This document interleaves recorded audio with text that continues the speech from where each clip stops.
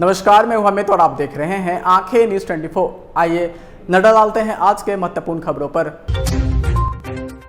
राहुल गांधी को Gujarat high court से Modi sir ने मानहानि मामले में नहीं मिली राहत। कांग्रेस कार्यकर्ताओं का पटना में प्रदर्शन।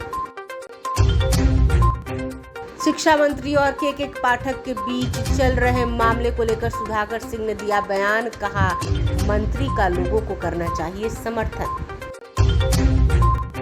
विपक्षी दलों की चुनावी रणनीति को लेकर प्रशांत किशोर ने दिया बयान। कहा, किसी भी सत्ता का तख्ता पलट करने के लिए चेहरा नहीं, मुद्दा होना चाहिए।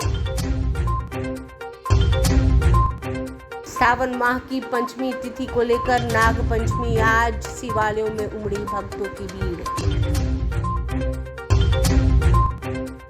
और मानसून अपने चरम पर, झमाझम बारिश से लोगों को मिल रही है राहत। अब खबरें विस्तार से। इस खबर के प्रायोजक हैं Lohia Nagar Mount Carmel high school, Gyansthali high school और LMC कम्युनिकेशन।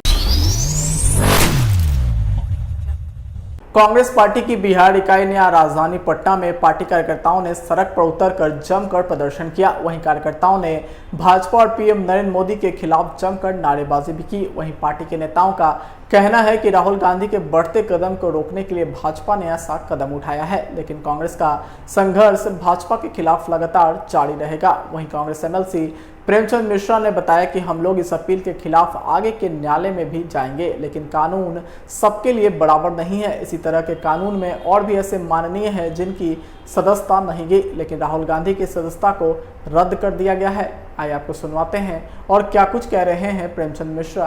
मनु सिंघवी जी अपना प्रेस कॉन्फ्रेंस भी करेंगे, तो इसके लीगल जो एस्पेक्ट हैं उस पर बात होगी और सुप्रीम कोर्ट जाने का रास्ता है।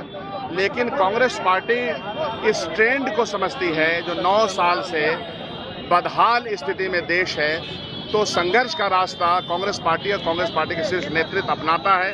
और जो लोग भी संघर्ष करके इस सरकार के खिलाफ प्रोटेस्ट करते हैं या आवाज़ बुलंद करते हैं, उनको जेल के सलाखों के पीछे या उनके पीछे अन्य तरीके से परेशान करने का प्रयास पूरे देश में एक ट्रेंड है। हम उस ट्रेंड के खिलाफ भी हैं। जनता की आवाज़ को एक साथ लेकर चलने का प्रयास कांग्रेस पार्टी का है, उसके नेतृत्व का है। इस लड़ाई को आगे भी जारी रखेंगे। राजनीतिक फ्रंट पे भी लड़ाई जारी रहेगी, कानूनी फ्रंट पे भी जारी रहेगी। हम सर्वोच्च न्यायालय भी जाएंगे, लेकिन कानून का इस तरह से अपने अपने सुविधानुसार उपयोग दुरुपयोग जो हो रहा है इस देश में, वो गलत है। ऐसे ही मामले में और भी लोग हैं मेंबर ऑफ पार्लियामेंट जो कन्विक्टेड है, उनकी सदस्यता क्यों नहीं गई? कुछ बीजेपी के है तो नहीं जाएगी। राहुल गांधी जी को जिस तरह से प्रताड़ित किया जा रहा है, आम जनता इन चीज़ों को देख रही है और इसका हिसाब जनता करेगी। राजद नेता सुधाकर सिंह ने शिक्षा मंत्री और के पाठक के बीच चल रही तनातनी पर बयान देते हुए उन्होंने कहा कि सरकार चलाने की 100% जिम्मेदारी शासन प्रणाली में माननीय मंत्री के ऊपर होता है और माननीय मंत्री का निर्णय ही अंतिम निर्णय होता है और उनका समर्थन सभी लोगों को करना चाहिए जब तक आप उस पद पर हैं। वहीं जदयू के कई नेता के द्वारा के पाठक की तारीफ करने पर उन्होंने क्या कुछ कहा है, आइए आपको सुनवाते हैं। मैंने कहा कि सरकार चलाने की 100% जिम्मेदारी हमारे शासन प्रणाली में माननीय मंत्री को होता है और माननीय मंत्री का निर्णय ही अंतिम निर्णय है और इसका समर्थन सभी लोगों को करना चाहिए जब तक वो पद पर हैं। ही बढ़ गया है, लगता है कि 2 दिन से विभाग भी ही बढ़ गया है। जानबूझ के आरजेडी के जो मंत्री कोटे के हैं उन पर नीतीश कुमार के अधिकारी बैठा देते हैं जो परेशान करते हैं। आप कुल मिलाकर के उन लोगों को जो भारतीय जनता पार्टी के मंत्री थे कौन ठंडा करवा रहा था, वो बेहतर उनको अनुभव है। फिर भी वो 15 साल सरकार चलाए, मुख्यमंत्री के साथ भारतीय जनता पार्टी के लोग इधर देख के जिस विचारों को लेकर के सुशील मोदी जी कह रहे हैं, उस विचारों के साथ 15 साल सरकार चलाए, तो उनका तो आरोप और प्रत्यारोप को तो हम लोग यही मानते हैं कि वो ईर्ष्या में कहते हैं। उनके कोई बयान का अर्थ नहीं निकलता। जिन चीज़ों से वो खुद सहमत रहे, आज वो असहमत हो जाते हैं सत्ता में बाहर जाने से, इससे उनकी क्रेडिबिलिटी घटती है, बढ़ती नहीं है। सर, आपको लगता है कि इस मामले में नीतीश कुमार को अधिकारियों पर सख्त कार्रवाई करनी चाहिए थी? निश्चित तौर पे सरकार को अधिकारियों मनबढ़ू अधिकारियों पर कड़ी कार्रवाई करनी चाहिए। ऐसे लोगों को बर्खास्त कर देना चाहिए नौकरी में। यह कानून कहता है। अगर इस कानून नहीं लागू हो रहा है बिहार में तो इसको हम लोग अराजकता ही मानेंगे। बिहार में क्या लग रहा है, अफसरशाही बढ़ गई है क्या? बढ़ गई है? ये कोई नई बात हो रही है क्या? लंबे समय से पूरा बिहार पीड़ित है इस बात को लेकर के। सरकार चलाने का दायित्व तो कार्यपालिका के पास है और कार्यपालिका का प्रमुख मंत्री होते हैं, मंत्री परिषद होता है और मंत्री परिषद के फैसले और मंत्रियों के फैसले को चुनौती कोई दे, ऐसे अधिकारियों को दंडित नहीं करना चाहिए, बर्खास्त कर देना चाहिए।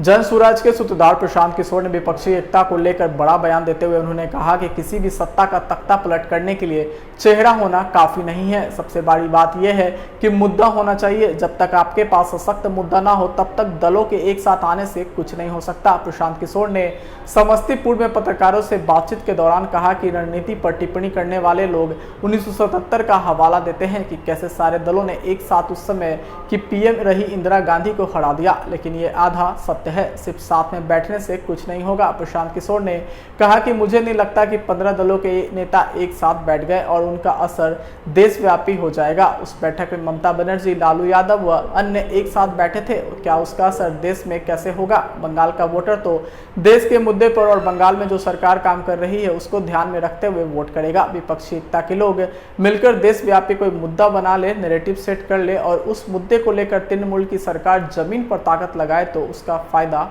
उन्हें हो सकता है। आइए आपको सुनवाते हैं और क्या कुछ कह रहे हैं प्रशांत किशोर। जब तक आपके पास सशक्त कार्यक्रम ना हो तब तक दलों के एक साथ आने से आप किसी को चुनौती नहीं दे सकते। ऐसा आपको लग सकता है कि भाई सब लोग एक साथ आ गए, लेकिन उसका कोई परिणाम जमीन पर मिले ऐसा हो नहीं सकता है। कई लोग पत्रकार बंधु या राजनीतिक टीका टिप्पणी करने वाले लोग 1977 का हवाला देते हैं कि कैसे सारे दलों ने एक साथ आकर उस समय की प्रधानमंत्री इंदिरा जी और कांग्रेस की सरकार को हरा दिया, लेकिन ये आधा सत्य है। अगर इमरजेंसी नहीं हुआ होता, अगर जेपी के नेतृत्व में आंदोलन नहीं हुआ होता, सारे दल अपना भूलकर एक चुनाव चिन्ह पर चुनाव नहीं लड़े होते, तो आपको लगता है कि सिर्फ दलों के मिलने से इंदिरा जी हार जाती? तो अभी आज के संदर्भ में आपको जेपी या उनके समकक्ष उस तरह का कोई लीडर भी ढूंढना पड़ेगा। आपको जनता से जुड़े हुए विषय भी ढूंढने पड़ेंगे, उस पर नैरेटिव भी बनाना पड़ेगा। वो दोनों चीज हो तो दलों के मिलने का जरूर फायदा है। लेकिन अगर आपके पास और कई बार पत्रकार ऐसा समझते हैं कि चेहरा होना चाहिए, चेहरा भी होना काफी नहीं, जब सबसे महत्वपूर्ण है मुद्दा होना चाहिए। जैसे देखिए, दूसरा उदाहरण आपको दे रहा हूं, बीपी सिंह के समय भी सारे दल एक साथ मिलकर आए और उन्होंने कांग्रेस की बड़ी ताकत की सरकार 400 से ज्यादा एमपी की सरकार को हरा दिया। लेकिन वो सिर्फ दलों का एक साथ बैठकर कोई अर्थमेटिक अरेंजमेंट नहीं था, मुद्दा बोफोर्स था। उसके नाम पर लोग एक हुए, फिर दलों ने अपनी ताकत लगाई तो जनता ने बोफोर्स के नाम पर, भ्रष्टाचार के नाम पर वोट किया तो उसका फायदा हुआ। तो मेरा ऐसा मानना है कि ये जो दल साथ में बैठे हैं, सिर्फ इनके साथ में बैठने से चुनाव जितनी मैं समझता हूं ये सिर्फ सीधा गणित नहीं है। जब तक आप ऐसा नहीं कर सकते हैं कि 15 दल के नेता बैठ गए और उसका असर देशव्यापी हो जाएगा। मान लीजिए कि उस बैठक में ममता जी, लालू जी, नीतीश जी सब एक साथ बैठे थे, उसका असर बंगाल की जनता या वोटर पर क्या पड़ना है? बंगाल का वोटर तो देश के मुद्दे पर वोट करेगा, बंगाल में जो सरकार चल रही है उस पर वोट पड़ेगा। लेकिन देश, वही सारे लोग मिलकर देशव्यापी कोई अगर मुद्दा बना ले, कोई नैरेटिव खड़ा कर दे और उस मुद्दे और नैरेटिव को लेकर तृणमूल की ताकत वहां जमीन पर लगे तो फायदा हो सकता है। समाचारों में वक्त हो चुका है एक छोटे से अंतराल का। I am Shalini Singh, principal of Lohiyanagar Mount Carmel School. Here in our school, we give best education and good environment to our students, where they can learn well. We provide here well-equipped lab, well-equipped, well-stocked library. We have here well-trained teacher also. We have a sports playground for cricket, volleyball, football, and also provision for indoor activities. So we have here security system, information and communication technology. So we have all facilities here in our school where students feel comfortable and secure.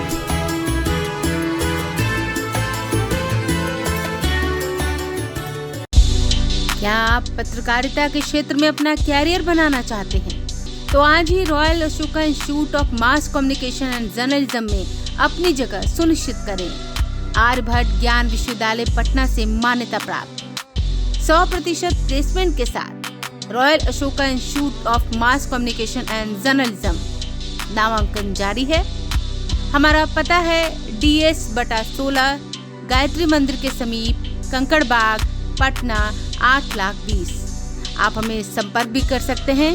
हमारा mobile number है 9955456126। Break के बाद आपका फिर से स्वागत है। हिंदू पंचांग के अनुसार सावन माह के कृष्ण पक्ष के पंचमी तिथि को नाग पंचमी के रूप में मनाया जाता है। इस दिन नाग देवता या सर्प की पूजा की जाती है और इन्हें दूध से स्नान कराया जाता है। नाग पंचमी को लेकर शहर के विश्वहरीय स्थानों में पूजा के लिए भक्तों की भीड़ लगी रही। शहर के वासुदेवपुर, लाल दरवाजा, मंसरी तल्ले, रायसर सहित विभिन्न मोहल्लों में विश्वहरीय स्थानों में भक्तों ने नाग देवता को दूध और लावा अर्पित किया। लोगों ने घरों में नाग पंचमी को लेकर पूजा की। वहीं श्रद्धालुओं ने बताया कि नागों की रक्षा के लिए यज्ञ को ऋषि अस्तित्व ने मुनि ने सावन मास के शुक्ल पक्ष की पंचमी के दिन रोक दिया और नागों की रक्षा की। इस कारण तक्षनाग से बचने से नागों का वंश बच गया। आग के तप से नाग को बचाने के लिए ऋषि ने उन पर कच्चा दूध डाल दिया था, तभी से नाग पंचमी मनाने जाने लगी है। क्या मान्यता है इनकी? बहुत महान है सावन में। हाँ। हर साल करते हैं। अभी उनका मन होता है तो यही समझ। क्या नाम हुआ आपका?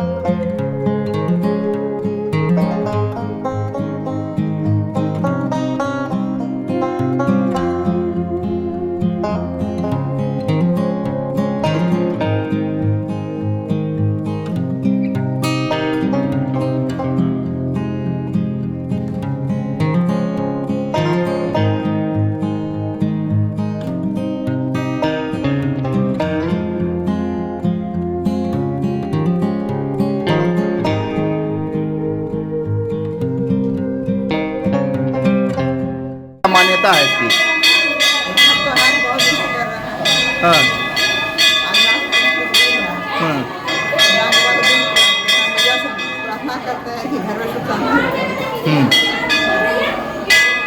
है। क्या मान्यता है इसकी?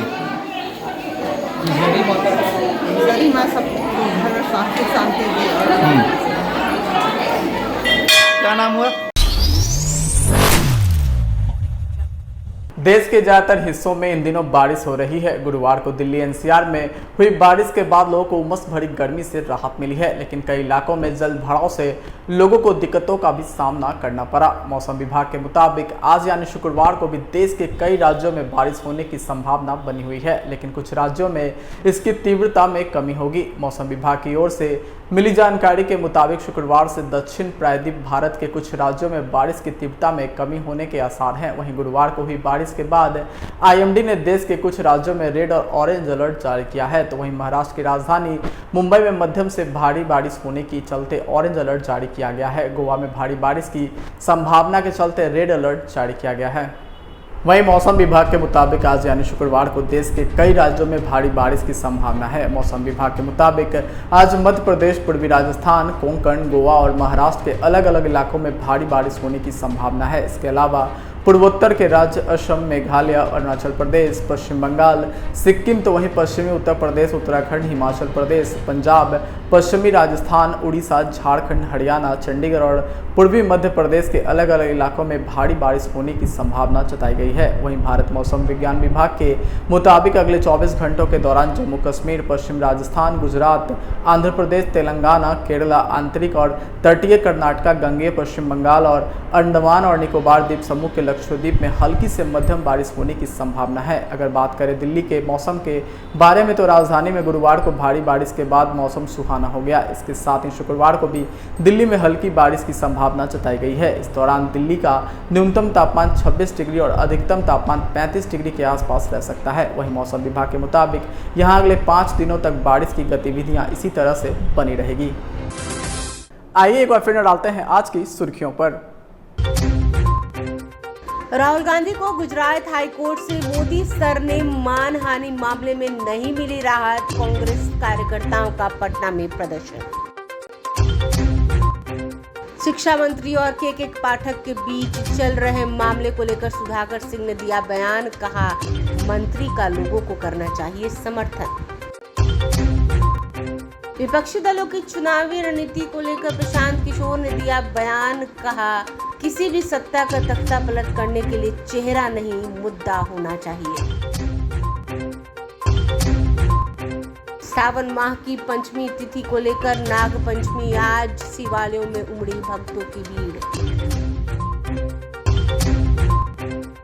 और मॉनसून अपने चरम पर, झमाझम बारिश से लोगों को मिल रही है राहत। आज के लिए बस इतना ही। ताज़ा खबरों के लिए देखते रहें आंखें न्यूज़ 24, नज़र हर खबर पर। अगर आपने अभी तक हमारे चैनल को लाइक, सब्सक्राइब, शेयर नहीं किया है तो जल्द से जल्द हमारे चैनल को लाइक करें, सब्सक्राइब करें और बेल आइकन को दबाना ना भूलें। नमस्कार। इस खबर के प्रायोजक हैं Lohia Nagar Mount Carmel high school, Gyansthali high school और LMC कम्युनिकेशन।